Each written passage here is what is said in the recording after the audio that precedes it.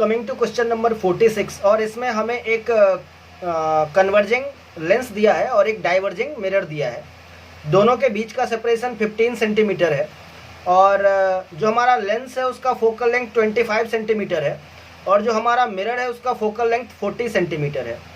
इन दोनों के बीच में कहीं एक पॉइंट ऑब्जेक्ट O को प्लेस करना है सो दैट पहले लाइट रे मिरर पे इंसिडेंट हो और मिरर से रिफ्लेक्ट होने के बाद फिर लेंस से ट्रांसमिट हो और फाइनली जो इमर्ज करे वो पैरेलल टू प्रिंसिपल एक्सिस करे। ऐसा करने के लिए ऑब्जेक्ट को हम कहाँ पे प्लेस करेंगे ये हमसे पूछा जा रहा है। तो लेट अस से कि ऐसा कब हो सकता है। तो सबसे पहले हम लोगों ने बोला कि ये जो हमारा लाइट रे है वो मिरर से हिट किया, मिरर को स्ट्राइक किया और फिर ये किस तरीके से रिफ्लेक्ट हो। तो ऑब्वियस सी बात है, अगर हम चाहते हैं कि लेंस से फाइनल ट्रांसमिशन के बाद हमारा light ray parallel to the principal axis हो जाए तो इसके लिए ज़रूरी है कि ये जो मिरर इमेज बनाएगा ऑब्जेक्ट O का वो लेंस के फोकस पे बनाना पड़ेगा। तो ये 15 सेंटीमीटर है, कहीं यहाँ पे हमारे लेंस का फोकस आ जाएगा, फोकस ऑफ द लेंस। तो यहाँ पे हमारा इमेज बनना चाहिए मिरर के द्वारा।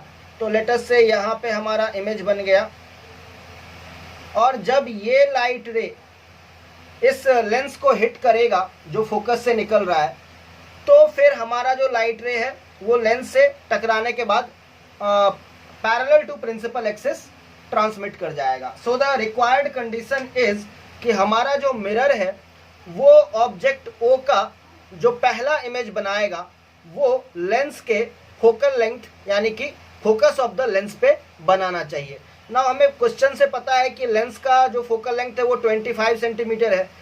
तो यहाँ से लेकर के ये डिस्टेंस जो है वो आपका 25 सेंटीमीटर आ जाएगा। तो मिरर से ये डिस्टेंस जो है ऑब्वियस सी बात है 25 माइनस 15 दैट इज 10 सेंटीमीटर हो जाएगा।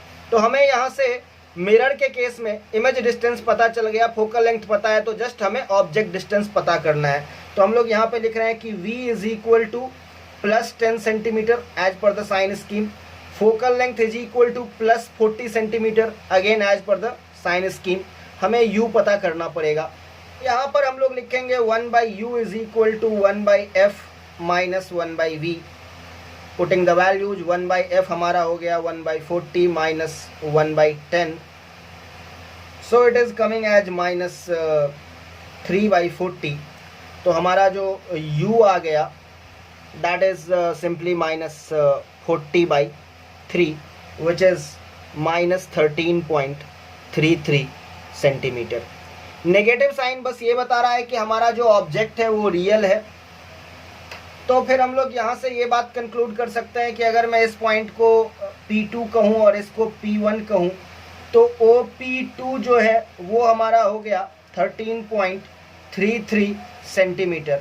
और यही अगर मैं ऑब्जेक्ट का डिस्टेंस लेंस से पता करूँ दैट इज OP1 तो ये हो जाएगा हमारे पास 15 minus 13.33 which is equal to 1.67 centimetre. तो 1.67 सेंटीमीटर फ्रॉम द लेंस अगर मैं यहाँ पे अपने ऑब्जेक्ट को प्लेस करता हूँ तो पहले मिरर से ये हिट करेगा और इसका जो इमेज बनेगा मिरर के द्वारा वो इस लेंस के फोकस पे बनेगा और फिर जब ये लाइट रे लेंस को हिट करेगा तो हमारा जो फाइनली लाइट रे है वो parallel to the principal axis निकल जाएगा। And that was the complete explanation for question number 46।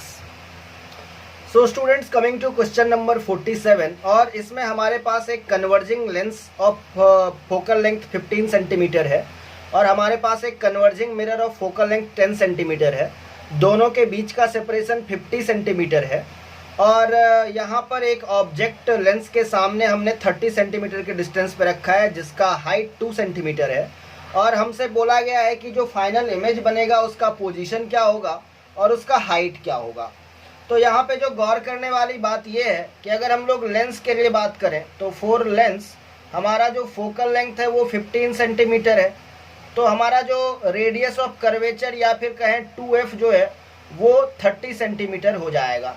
तो यहाँ पे हम लोग क्या देख रहे हैं कि हमारा जो ऑब्जेक्ट है वो 2F पे रखा है और हम लोग ये बात क्लियरली जानते हैं कि अगर किसी कॉन्वेक्स लेंस के सामने में 2F पे कोई ऑब्जेक्ट रखा है तो उसका इमेज जो है वो 2F पे ही बनेगा यानी कि 30 सेंटीमीटर पे ही बनेगा और वो इमेज सेम हाइट का होगा जो कि ऑब्जेक्ट का हाइट है, यानी कि ये भी यहाँ पे 2f पे ही बनेगा और ये जो डिस्टेंस हो जाएगा ये भी 30 सेंटीमीटर हो जाएगा। अब अगर हम लोग देखें कि हमारा जो लेंस है और हमारा जो मिरर है उसके बीच का सेपरेशन 50 सेंटीमीटर था और यहाँ पे ये सेपरेशन 30 सेंटीमीटर है, तो जो बच गया मिरर से इस इमेज का डिस्टेंस वो 20 सेंटीमीटर है। अभी यही इमेज इस मिरर के लिए ऑब्जेक्ट का काम करेगा। तो I have got an object which is at a distance 20 centimetre from a converging mirror. अच्छा, हमारा जो फोकल लेंथ है वो 10 सेंटीमीटर है, हालांकि नेगेटिव लेना चाहिए अपने को। सो फोकल लेंथ -10 सेंटीमीटर है, तो इसका जो रेडियस ऑफ कर्वेचर या 2f हो जाएगा वो भी 20 सेंटीमीटर हो जाएगा। अकॉर्डिंग टू साइन इसकी -20 सेंटीमीटर कहना चाहिए।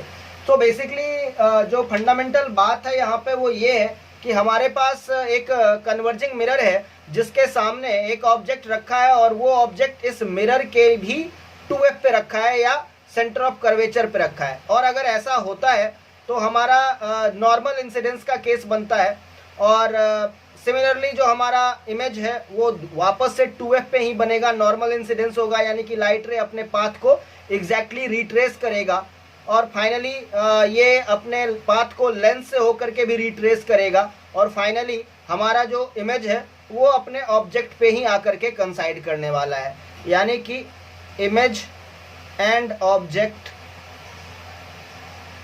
will coincide. Since light comes on mirror as normal incidence. तो ये पहला पार्ट हो गया। अभी अगर यहाँ पे हम लोग ये पूछें कि मैग्निफिकेशन कितना होगा, तो दोनों ही केस में हमारा मैग्निफिकेशन 1:1 है, यानी कि अगर हम लोग यहाँ पे लेंस का देखें तो लेंस पे भी 2f पे हमारा ऑब्जेक्ट है, तो यहाँ पे भी लेंस का मैग्निफिकेशन 1 हो गया। और मिरर के मैग्निफिकेशन की बात करें तो मिरर पे भी 2f पे हमारा ऑब्जेक्ट है, तो यहाँ पे भी मैग्निफिकेशन 1 हो गया। सो m इज 1, कहने का मतलब है जो कि ऑब्जेक्ट का हाइट है वही हाइट हमारे इमेज का भी होगा। So I can say height of image is equal to height of object and that is the complete explanation for question number 47.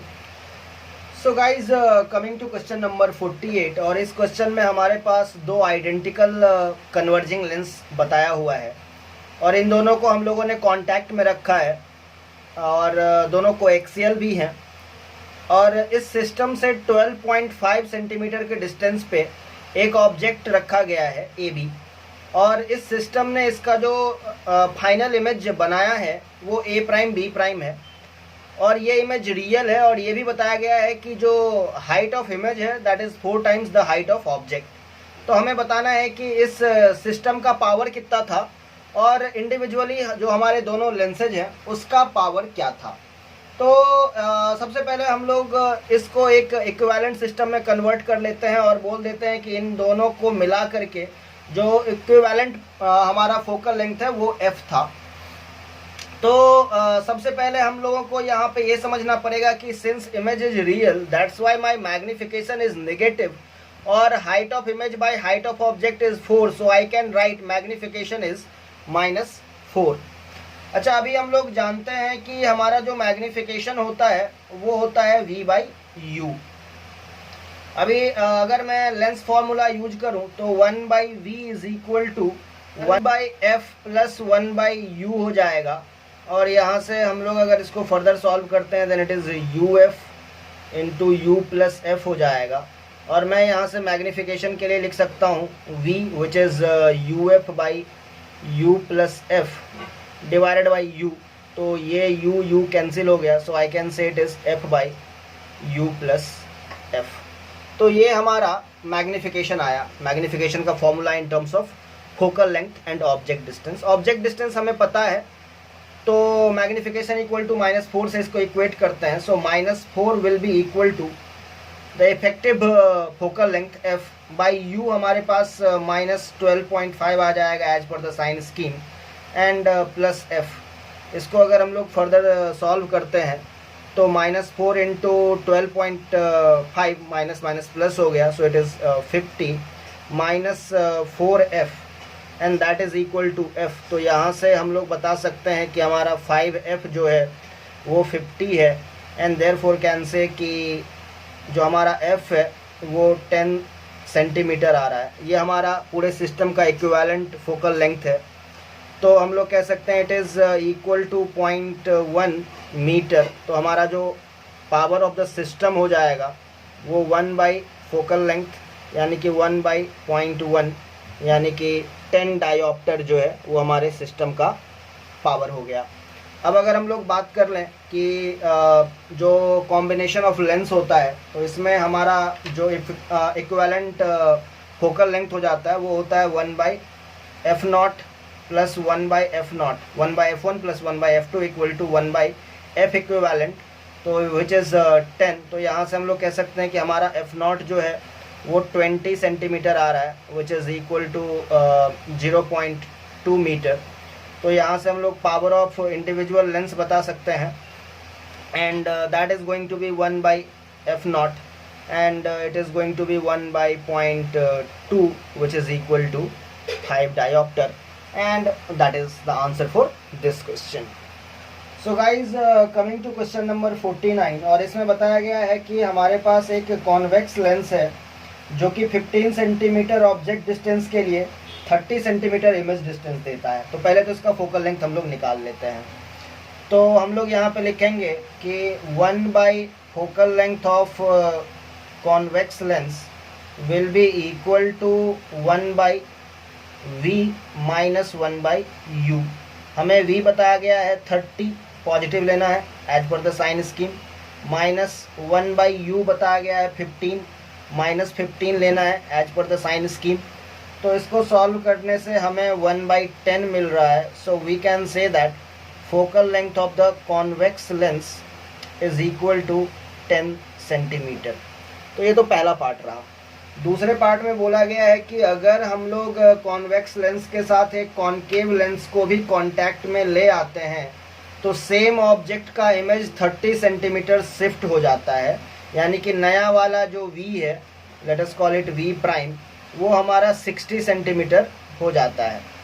तो अगेन हम लोग यूज करेंगे 1 by equivalent focal length will be equal to 1 by v prime minus 1 by U. तो हमारा v prime तो plus 60 आएगा as per the sign scheme, minus 1 by U again minus 15 ही रहेगा। तो इसको सॉल्व करने से हमारे पास 1 बाई 12 आ रहा है। Therefore we can say f equivalent is equal to 12 centimetre. अभी हम लोग फॉर्मूला यूज करेंगे when two lenses are kept in contact. तो हम लोग बोलेंगे 1 by F equivalent is equal to 1 by f convex plus 1 by f concave। तो f equivalent 12 है तो 1 by 12 is equal to 1 by convex lens का 10 है 1 by f concave, और यहाँ से हम लोग easily 1 by f concave calculate कर सकते हैं। तो हम लोग बोलेंगे it is 1 by 12 minus 1 by 10 and it is coming as minus 1 by 60. So we can say that focal length of the concave lens is going to be 60 centimeter. So that was the complete analysis for question number 49. So guys, coming to question number 50, और इस question में हमारे पास दो lenses का एक system है। एक convex lens है जिसका फोकल लेंथ 10 सेंटीमीटर दिया है और एक कॉनकेव लेंस है जिसका फोकल लेंथ हमें पता नहीं है। इस सिस्टम से 40 सेंटीमीटर के डिस्टेंस पे एक ऑब्जेक्ट रखा हुआ है और इसका इमेज जो है वो यहाँ पे बन रहा है एक स्क्रीन पे, और ऑब्जेक्ट और स्क्रीन के बीच का सेपरेशन 160 सेंटीमीटर है। तो यहाँ पे हम लोग क्लियरली देख सकते हैं कि हमारा जो ऑब्जेक्ट डिस्टेंस u है वो 40 सेंटीमीटर है। तो हम लोग यहाँ पे इमेज डिस्टेंस बता सकते हैं v, that will be equal to 160 minus 40, that will be equal to 120 centimetre. अभी इसको यूज करके हम लोग जो हमारा सिस्टम आया है दो लेंसेज का उसका इक्विवेलेंट फोकल लेंथ पता कर सकते हैं। तो हम लोग यहाँ पे लिखेंगे 1/f equivalent is going to be 1/120 minus 1/-40। 120 हमारा इमेज डिस्टेंस है, साइन स्कीम के हिसाब से ये पॉजिटिव होगा। 40 हमारा ऑब्जेक्ट डिस्टेंस है और साइन स्कीम के हिसाब से ये नेगेटिव होगा। सो 1/f equal to 1/v minus 1/u हम लोग यहाँ पर यूज कर रहे हैं।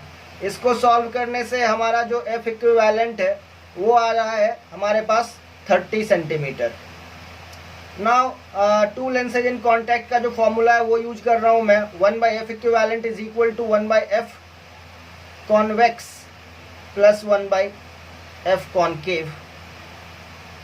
तो यहाँ से हम लोग बोल सकते हैं कि 1/f concave is equal to 1/f equivalent is 1/30 minus 1/f convex is 1/10। और इस अभी यहाँ से हम लोग f कॉन्केव बता सकते हैं and that is going to be minus 15 centimetre. अभी हमसे पूछा गया power of the concave lens, तो पावर जो है वो हो जाता है 1/f। So it is 1/-15 centimetre, जिसको कि हमें मीटर में भी बदलना पड़ेगा। सो इट इज़ 1/- ऊपर ले जाते हैं 0.15 मीटर।